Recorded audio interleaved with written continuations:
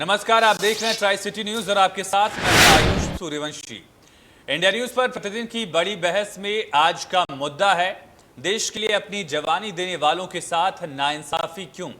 सेना में short service commission वाले अफसरों की जिंदगी अपने जवानों से भी बदतर है।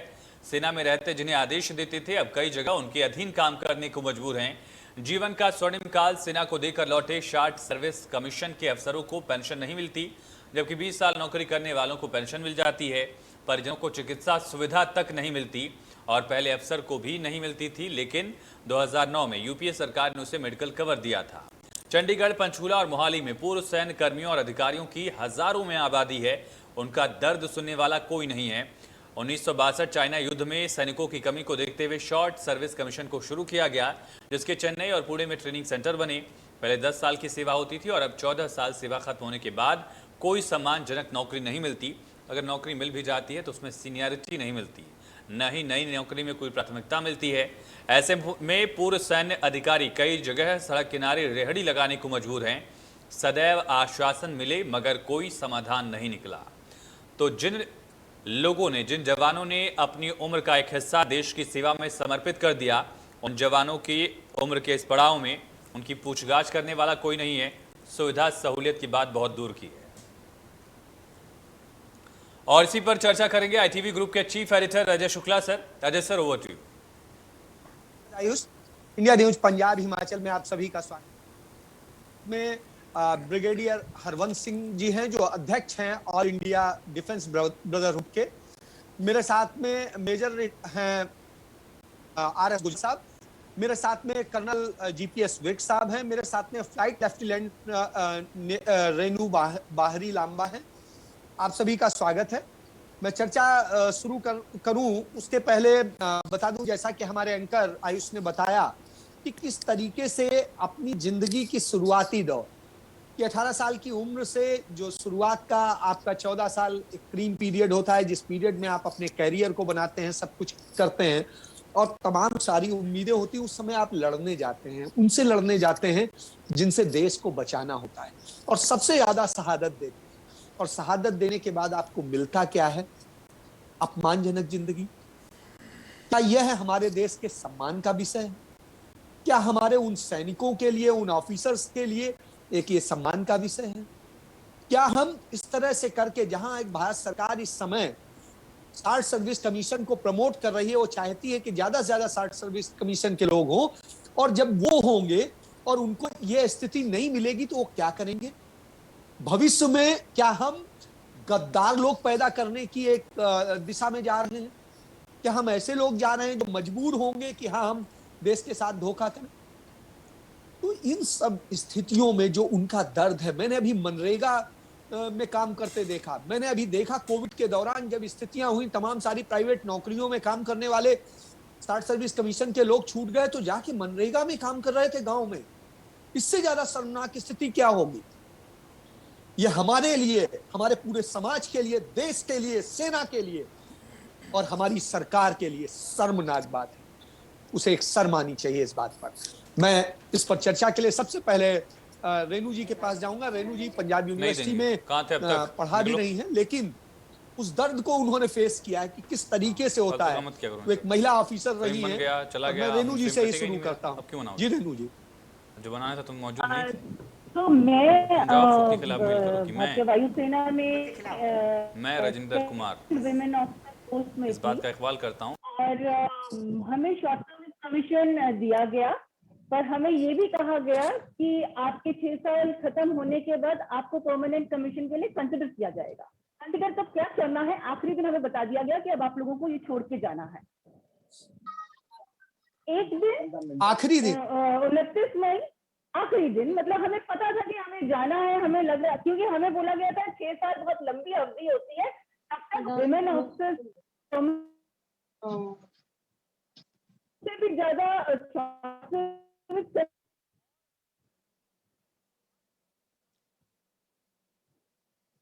जूनियर होना पड़ता है। कमीशन होते हैं उसी दिन हमारे मेल ऑफिसर्स 1 साल हमसे सीनियर होते हैं, क्योंकि उनको एंटीडेट मिलती है, वो परमानेंट कमीशन होते हैं। अच्छा, आप हमें उस जगह पक्षपात है कि उस जगह भी पक्षपात है कि मेरे अफसर को इंजीनियर माना जाता है? रेणु जी, जेंडर डिस्क्रिमिनेशन तो हो ही रहा है और इससे रिलेटेड तो हम कोर्ट में ऑलरेडी हैं। आई मीन 20 साल हो गए मुझे सर्विस से बाहर निकले को, अगर अभी तक मैं कोर्ट ने कोई डिसीजन नहीं दिया है तो कब आएगा कोर्ट, कब मेरे को जस्टिस मिलेगा? आर्टिकल 15 कहता है कि there is no discrimination against gender, caste and creed.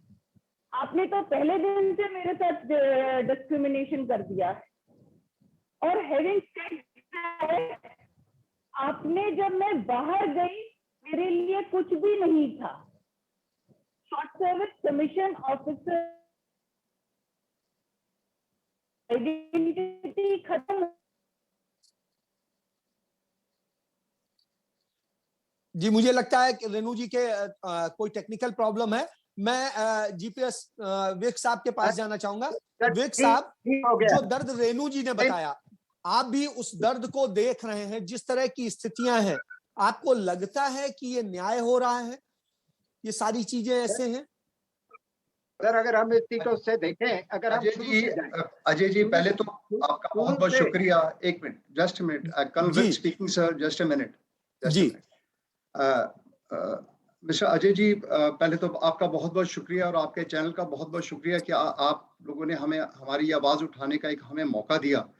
और इससे पहले कि ये जो डिटेल में लेफ्टिनेंट साहब फ्लाइंग लेफ्टिनेंट साहब बता रहे थे, इस और आपने जिस प्रकार से शुरुआत में ही जो दर्द भरी कहानियां हमें एकदम से इंट्रोडक्शन में ही बता दी हैं, उस सब के पीछे एक और छोटी सी चीज मैं शुरुआत में करना चाहता हूं कि ये जो हम अभी इस समय के सोल्जर हम आपके सामने हैं, हम आर्टिकल 33 यानी कि जिस आर्टिकल 33 ऑफ द कॉन्स्टिट्यूशन के अंडर हम लोगों ने उस ऑर्गेनाइजेशन में काम किया जहां पर कि हमारी फंडामेंटल राइट टू एक्सप्रेस की रिस्ट्रिक्शन है। और आज अगर मैं आज कर्नल जीपीएस विर्क बोल रहा हूं तो आर्टिकल 18 ऑफ द कॉन्स्टिट्यूशन जो मेरी रैंक का स्टेटस है उसको मद्देनजर रखते हुए और प्लस सर्विस के दौरान पर जो हमारी रिस्ट्रिक्टेड फंडामेंटल राइट्स है, उन दोनों आर्टिकल्स को मद्देनजर रखते हुए आज आपके चैनल के सामने मैं बोल रहा हूँ। मैं खुद 1977 में शॉर्ट सर्विस कमीशन ऑफिसर बना था और 5 साल के बाद मुझे नहीं पता किस प्रकार से अपने आप ही मुझे परमानेंट रेगुलर कमीशन भी मिल गई। हमने कोई अलग से कोई तीर नहीं मारा जिससे कि मुझे परमानेंट रेगुलर कमीशन मिल गई। लेकिन हाँ, शॉर्ट सर्विस कमीशन लेने के लिए यूनियन पब्लिक सर्विस कमीशन का मैंने एग्जाम दिया, सर्विसेज सिलेक्शन बोर्ड का मैंने टेस्ट लिया। वो सेम सर्विसेज सिलेक्शन बोर्ड जो कि सबके लिए लागू है, चाहे वो रेगुलर ऑफिसर है, चाहे वो एनडीए का ऑफिसर है, किसी का भी है। और उसको देखते हुए जब मुझे परमानेंट रेगुलर कमीशन मिल गया, 20 साल जब मैं अपनी सर्विस के बाहर मैं आया, तो जो प्रॉब्लम्स 1971 के बाद जो फौज के अंदर जो शुरू हो गई थी पेंशन्स की, वो पेंशन की जो प्रॉब्लम 1971 की लड़ाई के बाद जो हमारी पेंशन्स डाउन हो गई थी, वो 73 के बाद 50% जो फौजियों की पेंशन डाउन कर दी थी। उसके बाद आपको पता है, पूरे देश को पता है कि वन रैंक वन पेंशन की कोई स्ट्रगल चल पड़ी। उस स्ट्रगल के दौरान सर, मैं जब हम लोग जंतर मंतर में कुछ लोग चले गए, हम भी देखने के लिए चले गए कि क्या हो रहा है, वहां पर हमें पता लगा कि ये वन रैंक वन पेंशन का जो मुद्दा है ये काफी सीरियस है और मोदी सरकार के आने के बाद कुछ ना कुछ इसका कुछ हल हुआ है। अभी भी ये क्लैरिटी नहीं है। उस दौरान पर जो रेगुलर ऑफिसर्स थे, मैं देश को इतना ही प्रॉब्लम नहीं मानता हूं जितना कि हमारा इंटरनल जो सिस्टम है उसकी ये प्रॉब्लम है। वहां पर उस वन रैंक वन पेंशन का जब डिमांड पॉइंट्स जा रहे थे, तो मैंने जो लीडर्स थे उनको रिक्वेस्ट किया कि कृपा करके ये pro rata one rank one pension short service commission officers के लिए भी लिख दीजिए। ये जब वन रैंक वन पेंशन का एक पॉलिसी बनी, क्योंकि मैं शॉर्ट सर्विस हूं, मेरी एक रैंक है और मेरी पेंशन कहां पर है। पहले 50 साल 1971 से लेकर आज तक कोई शॉर्ट सर्विस कोई बोला ही नहीं, वो चुपचाप अपनी उन्होंने सर्विस की, बाहर चले गए क्योंकि पॉलिसी नहीं, क्योंकि तब निकलने के बाद में जॉब मिल जाती थी आसानी नहीं से। सर, आज जॉब नहीं मिलती थी सर। जॉब नहीं, only 10 to 15% people only got the job, rest started अपने आप को रीसेटल करने के लिए। कोई अपने खेती बाड़ी कर रहा है, कोई अपने दुकान खोल के बैठ गया। जैसे आपने बोला, एक दो केसेस तो इतने सीरियस हुए थे कि हमें खुद शर्म महसूस हुई कि are they SS officers. And यहाँ तक ऐसा हुआ कि हम जब ये ओआरओपी के साथ साथ जब मैं शॉर्ट सर्विस कमीशन का हालात देखी, कुछ ऐसे मुझे शॉर्ट सर्विस ऑफिसर्स मिले कि जो वो रैंक, अपना नाम जो है, अपनी जो रैंक है वो नाम के आगे लगाता ही नहीं है, जबकि आर्टिकल 18 कहता है कि you are entitle your this particular military rank.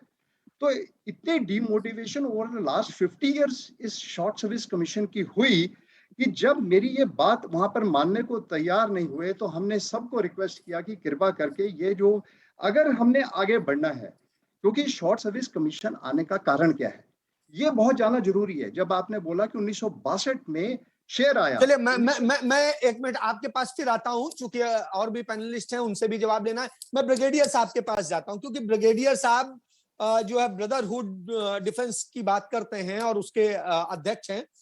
Brigadier साहब, जिस तरह की समस्या है, क्यों नहीं अपने ब्रदर्स के लिए वो एक लड़ाई जो आपने लड़ी है तमाम सारी, एक ये लड़ाई भी लड़नी चाहिए थी ब्रिगेडियर साहब?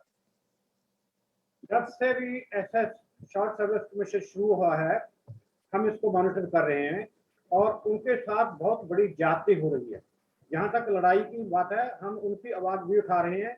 ये प्रायोरिटीज की बात थी, कुछ टाइम पर ओआरओपी प्रायोरिटी थी, ये भी हमारी प्रायोरिटी में है, पर उस टाइम पर ये हाईलाइट नहीं हुए। ये अपनी जिंदगी का बेहतरीन टाइम देते हैं और उसके बाद इनको निकाल भेज दिया जाता है without any fall back, without any safety net, without any rehabilitation. ये सरासर ज्यादती है। अभी आप तो बता रहे थे साहब कि शॉर्ट सर्विस कमीशन की जरूरत क्यों पड़ी। शॉर्ट सर्विस कमीशन की इसलिए जरूरत पड़ी क्योंकि अगर आप रेगुलर कमीशन देते हैं तो आपको पूरा 30 साल या 32 साल सर्विस करना पड़ेगा। उसमें आपकी स्टैग्नेशन होगी, आपका कैरियर आगे नहीं बढ़ेगा। और उसके लिए एक स्कीम लाई जाए कि थोड़ी देर के लिए आए, देश की सर्विस करें और उसके बाद चले जाए। मगर उस स्कीम के साथ गवर्नमेंट ने बहुत बड़ी जाति की। एक तो उनको प्रोराटा पेंशन का कोई प्रोविजन नहीं किया, दूसरा उनकी रिहेबिलिटेशन का कोई प्रोविजन नहीं किया। अगर गवर्नमेंट चाहती है कि एसएस कमीशन कामयाब हो तो उनको भर्ती के साथ साथ रिहेबिलिटेशन देना जरूरी है। उनको पता होना चाहिए कि मैं इतने साल के बाद फलाना महकमे में इस पोजीशन पर जाऊंगा, तभी लोग आएंगे।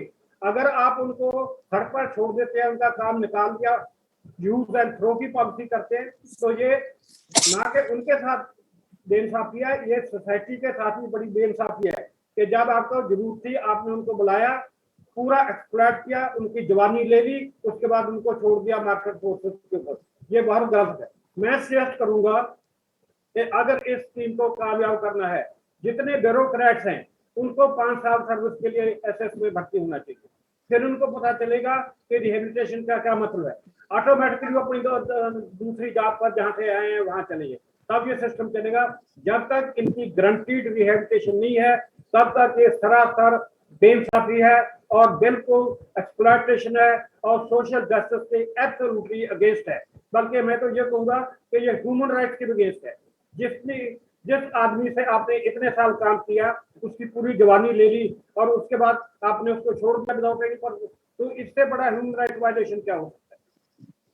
चलिए, बड़ी अच्छी बात कही ब्रिगेडियर साहब ने कि ये ह्यूमन राइट वायलेशन भी है कि किस तरीके से आपकी जिंदगी का एक क्रीम पीरियड आपने ले लिया और उसके बाद में सड़क पे छोड़ दिया। मैं अब जाना चाहूंगा मेजर गुजराल साहब के पास। गुजराल साहब, आप भी जाकर के बैठे थे जंतर मंतर पे, आपने भी लड़ाई लड़ी थी, लंबे समय तक दिल्ली में आप जूझे थे, लेकिन क्या इनके लिए लड़ने की जरूरत नहीं थी? क्या इनके साथ जो अन्याय हुआ वो उचित है? जी मेजर साहब, गुजराल साहब। जो आप कह रहे हैं बिल्कुल सही कह रहे हैं। हम अगर शॉर्ट सर्विस कमीशन के बारे में अगर हम देखना चाहें, शॉर्ट सर्विस कमीशन कब स्टार्ट किया? 66 में स्टार्ट किया। 66 के टाइम उन्होंने एक और चीज की, जो अफसर एसएसबी में जाता था 5 साल के बाद अगले 5 साल लेने के लिए उसे फिर दोबारा एसएसबी में जाना, मतलब वो उस टाइम 10 साल तक अलाउ करते थे। 10 के बाद अगर रेगुलर रहना है तो सेकंड एसएसबी के अंदर जाना चाहते थे। मैं एक खुद केस को जानता हूं जिसमें अफसर बहुत अच्छा अफसर था, मेरी अपनी यूनिट का अफसर था, उसे सेकंड एसएसबी में वो फेल हुआ, यहाँ से वो बाद में असम राइफल में चला गया। सरकार ने मदद नहीं की उसकी अपनी काबिलियत के बाद, लेकिन असम राइफल से वो फिर जनरल सर्विस के तो इंडियन आर्मी आके फुल कर्नल रिटायर हुआ। मेरे को कहता है मेरे को जिस आर्मी निकालत में उसमें वापस आया ना। ये जहां तक ये शॉर्ट सर्विस ऑफिसर्स हैं उनके साथ टोटल बेइंसाफी है। आप लड़ाई के अंदर जब अभी कारगिल की लड़ाई हुई उसमें कौन थे ज्यादा मरे, कौन मरे थे? क्योंकि उनकी उम्र क्या थी, छोटे कैप्टन थे, मेजर थे, वही कंपनी के साथ जाते थे, उन्होंने जितने अटैक किए उन्होंने किए।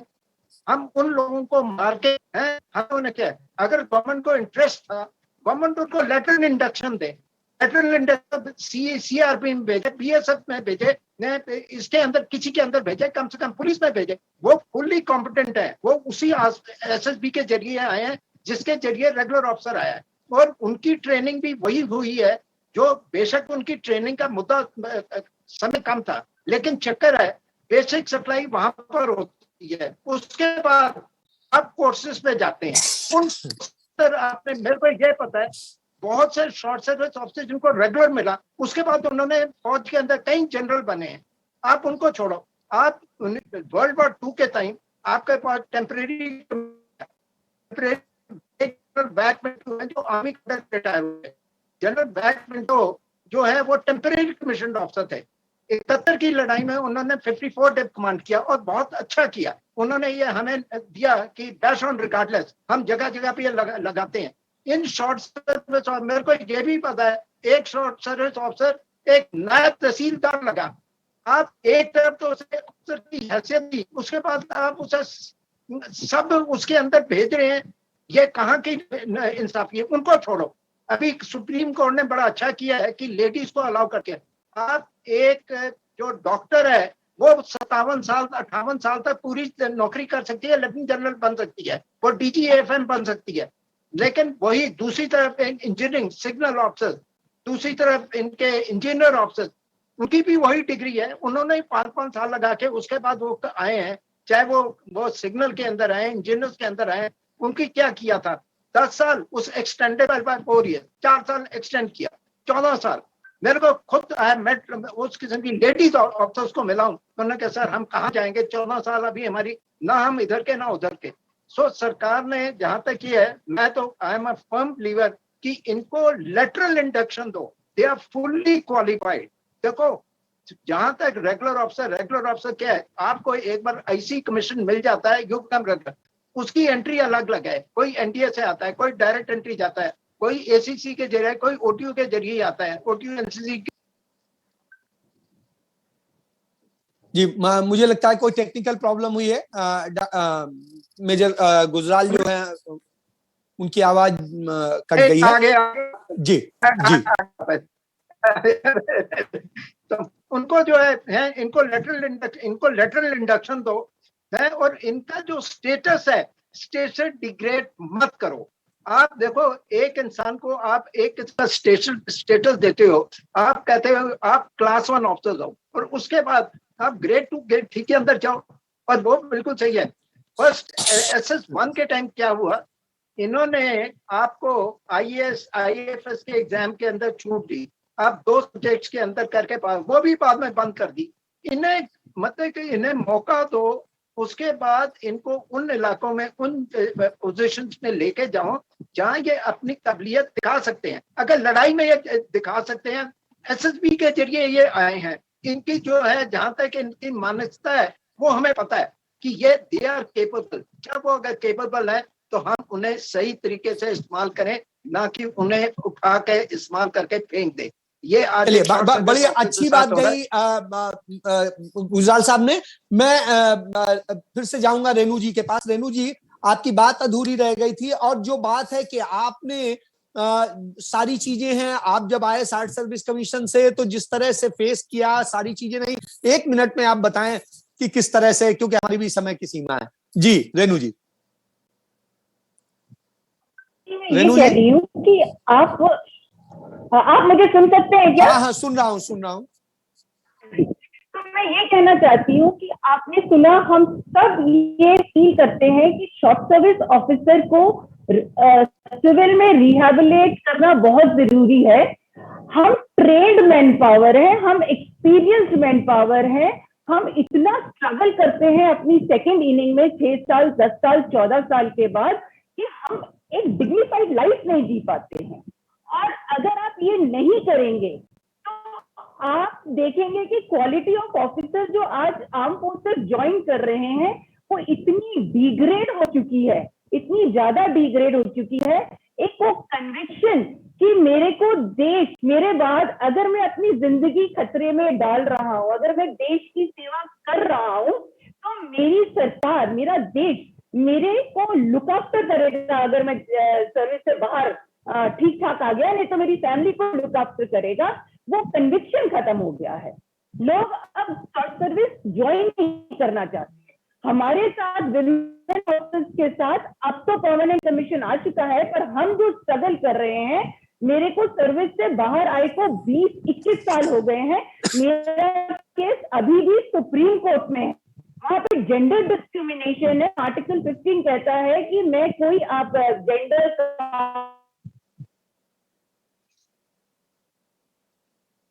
मुझे लगता है रितु जी की आवाज में कुछ परेशानी है। मैं विवेक साहब के पास जाऊंगा। विवेक साहब, आप अपनी बात कह रहे थे, उसे आप पूरी कीजिए। विवेक साहब, बहुत बहुत शुक्रिया आपका। देखिए, इस पूरी शॉर्ट सर्विस कमीशन के दो पहलू हैं।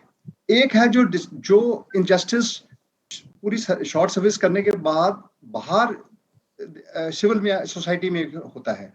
मैं अभी ये भी कहूंगा कि ये शॉर्ट सर्विस कमीशन को पहले महत्वता समझिए। It is a very very important short service, जो इंडिविजुअल खुद अपनी सोच समझ के साथ मैच्योर पर्सन देश की सेवा के लिए अंदर एंटर करता है। वो किसी माँ बाप के कहने पे नहीं कर रहा है। इस समय वो 18-19 साल का है। वो बच्चा नहीं है एनडीए वाला या सैनिक स्कूल वाला कि उसके माँ बाप ने उसको अंदर भेज दिया और बाद में रियलाइजेशन हुआ कि पता नहीं ये उसके लिए ठीक है, ये नहीं है।